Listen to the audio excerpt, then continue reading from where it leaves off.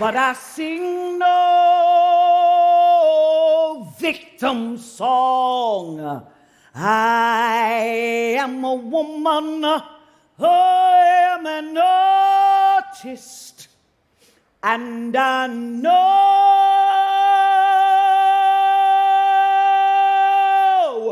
where my voice belongs.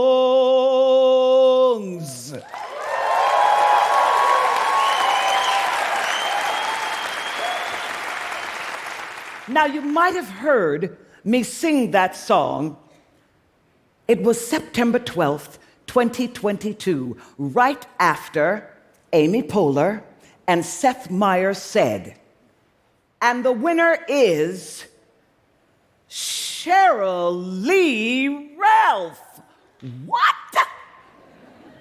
I had just won the Emmy Award for Best Supporting Actress in a Comedy for my role as Mrs. Barbara Howard on your favorite TV show, Abbott Elementary.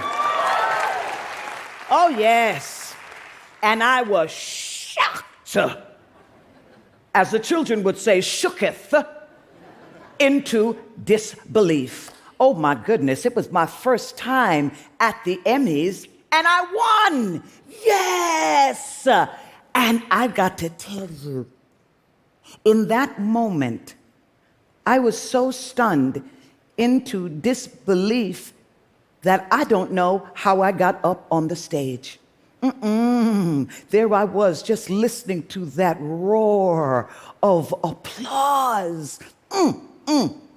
And my whole career flashed right there in front of me, starting with 19-year-old Sheryl Lee in her first movie being directed by the great Sidney Poitier.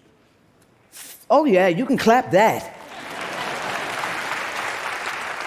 Followed by 10 years of no after no after no before the next film role came about. But I filled in that time with TV and more no's and more rejection until I made it big on Broadway in what has become the iconic musical of the 80s, because I say so, Dreamgirls.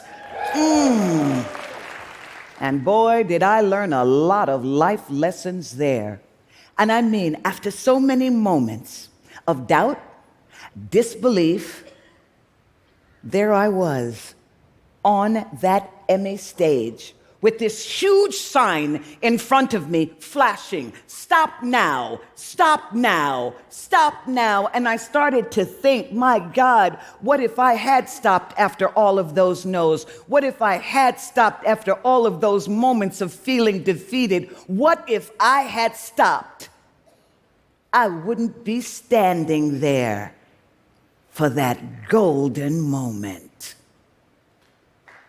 But right now, many of us, we are feeling deeply challenged, trying to hold on and believe in ourselves. And I do not mean in a toxic way. I am talking about a way that comes from confidence, the kind of confidence that can keep us moving forward when we are feeling like we are carrying the weight of the pandemic, trying to figure out all of this political division, fighting all of the mental, physical, social violence in our homes, in our communities, to climate change, social media. It's a lot, making it hard to believe in the goodness in the world, and harder still to believe in the goodness of ourselves. This is a rough time, people, and our mental health is suffering. We all need a checkup from the neck up. And I don't mean, yeah, it's okay, you feel me, thank you. And I don't mean just medicine.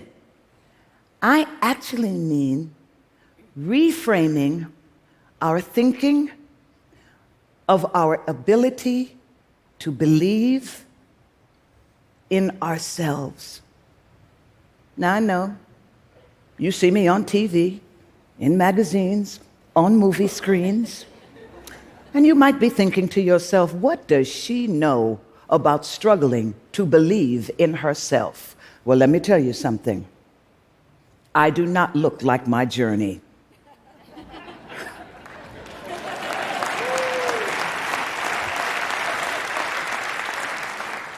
Oh, I've been through a few things, and the struggle is real.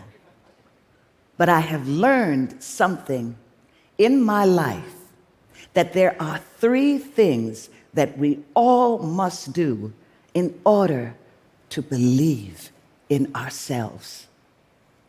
Number 1, first, we need to see ourselves. I mean, really, truly, deeply see ourselves for who and what we are in order to believe in ourselves. I'm a child of the 60s, and that was hard. Ooh.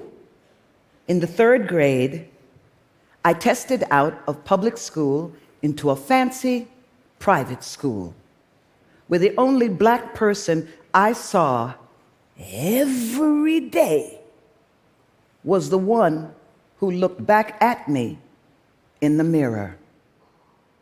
I was by myself, and I was all alone.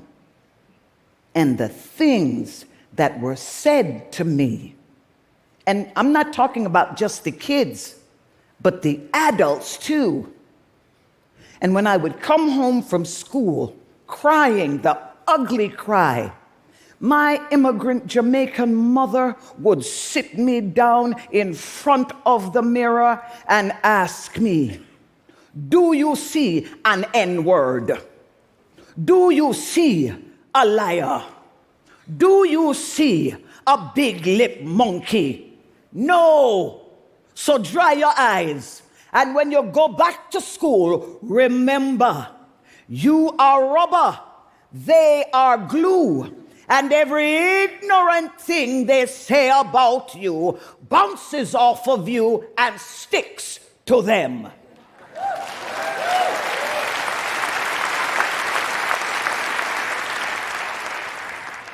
And I believed her, and it didn't hurt so much because I believed. Number 2, we've got to think about ourselves in order to believe in ourselves. Growing up, my dad had a sign on his desk, and it said, think. Think. Ooh, I did not know how valuable and powerful the simple act of thinking was until I came back to Hollywood from my triumphant run on Broadway, and I had this meeting with a big studio Hollywood casting director. Oh, I was so excited. I walked in and he looked at me and he said, everybody knows you're a beautiful, talented black girl, but what do I do with a beautiful, talented black girl? Do I put you in a movie with Tom Cruise? Does he kiss you? Who goes to see that movie?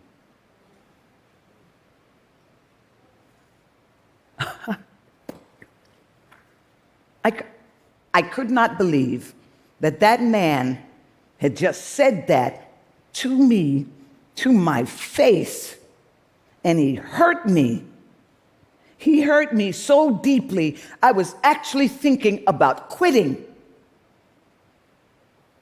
Until I started to think. And I thought about what he said. He said that everybody knew that I was a beautiful, talented black girl.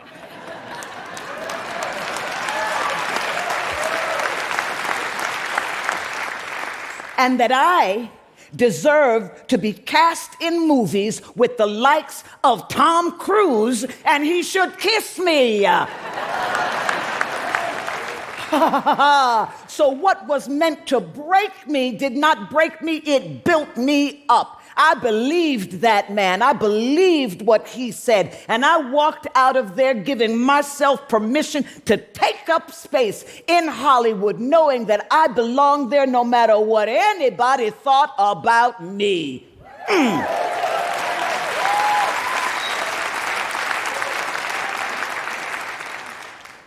Thirdly, we got to act like we believe in ourselves. Oh, yeah, because when we believe in ourselves and act on it, we create possibilities that never would have been possible had we not just believed. Okay, so I will tell you another story.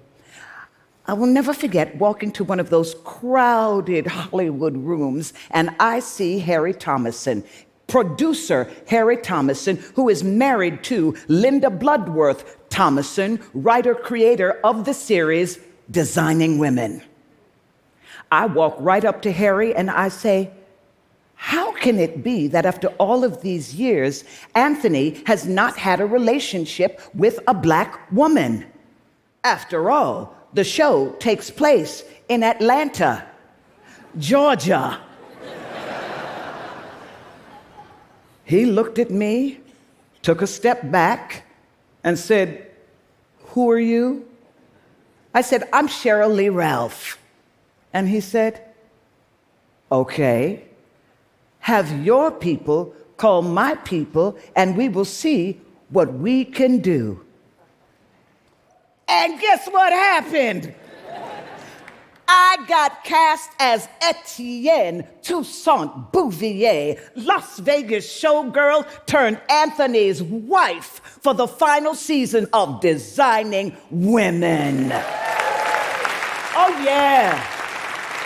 Against all odds, once again, I gave myself permission to take up space, believing that I belonged. I believed that if Sheryl Lee did the work of honing her craft, building solid relationships, and stayed ready so she didn't have to get ready, anything was possible. Heck, winning an Emmy, a Grammy, an Oscar, a Tony. He got it, baby. So, when you leave this room today, I challenge all of you to start a meaningful practice of looking in the mirror and loving what you see. Believe in what you see. If you can't love it, then respect it. And if you can't respect it, then encourage it. If you can't encourage it, empower it. And if you can't empower it, please be kind to it.